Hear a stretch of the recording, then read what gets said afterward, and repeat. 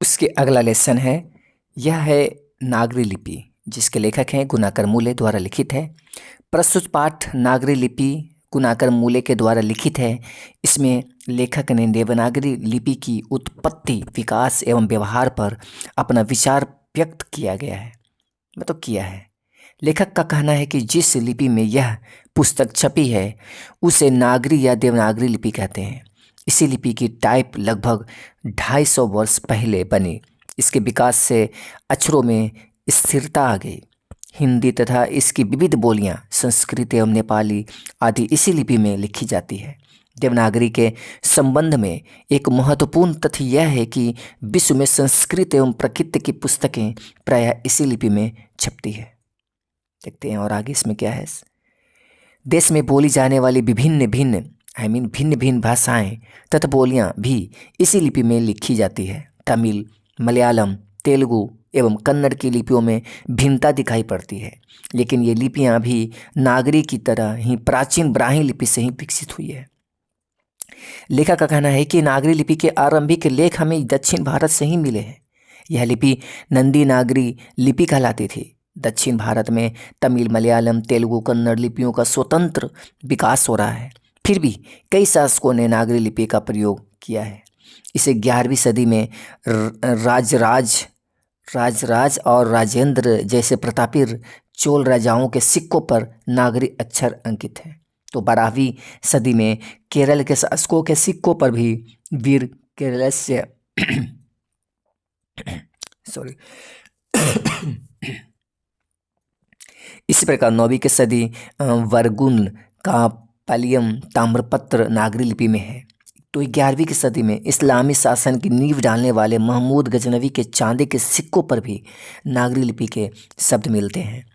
गजनवी के बाद मोहम्मद गौरी, अलाउद्दीन खिलजी, शेर शाह आदि शासकों ने भी सिक्कों पर नागरी शब्द खुदवाए। अकबर के सिक्कों पर तो नागरी लिपि में रामसीय शब्द अंकित है। तात्पर्य है कि नागरी लिपि का प्रचलन ईसा के 8वीं-9वीं सदी से आरंभ हो गया था। ठीक है। लेखक ने लिपि की पहचान में कहा है कि ब्राह्मी तथा सिद्धम लिपि अक्षर त्रिकोण है, जबकि नागरी लिपि के अक्षरों के सिरों पर लकीर की लंबाई और चौड़ाई एक समान है। प्राचीन नागरी लिपि के अक्षर आधुनिक नागरी लिपि से मिलते जुलते हैं। इस प्रकार दक्षिण भारत में नागरी लिपि के लेख 8वीं सदी से तथा उत्तर भारत में 9वीं सदी से मिलने लग जाते हैं। अब प्रश्न उठता है कि इस नई लिपि को नागरी, देवनागरी तथा नंदी नागरी क्यों कहते हैं।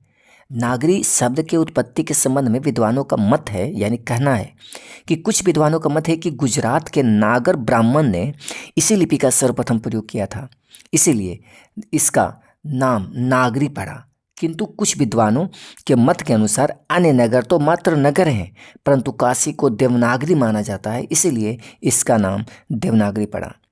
अलबेरूनी के अनुसार 1000 ईस्वी के आसपास नागरी शब्द अस्तित्व में आया। इतना निश्चित है कि नागरी शब्द किसी नगर अथवा शहर से संबंधित है। दूसरी बात यह है कि उत्तर भारत के स्थापत्य कला की विशेष शैली को नागर शैली कहा जाता था। यह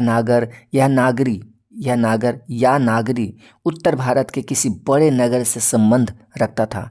उस समय भारत में प्राचीन पटना सबसे बड़ा नगर था। साथ ही गुप्त शासक चंद्रगुप्त द्वितीय विक्रमादित्य का व्यक्तिगत नाम देव था। संभव है कि गुप्तों की राजधानी पटना को देवनगर कहा गया और देवनगर की लिपि होने के कारण देवनागरी नाम दिया गया होगा।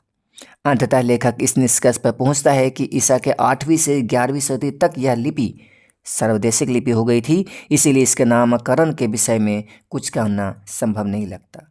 तो आज के लिए इस वीडियो में इतना ही रहने देते हैं। मिलते हैं नेक्स्ट वीडियो में। वीडियो अच्छा वीडियो लाइक करना, चैनल को जरूर सब्सक्राइब मारना। Thank you. देखते हैं नेक्स्ट लेसन। Thank you.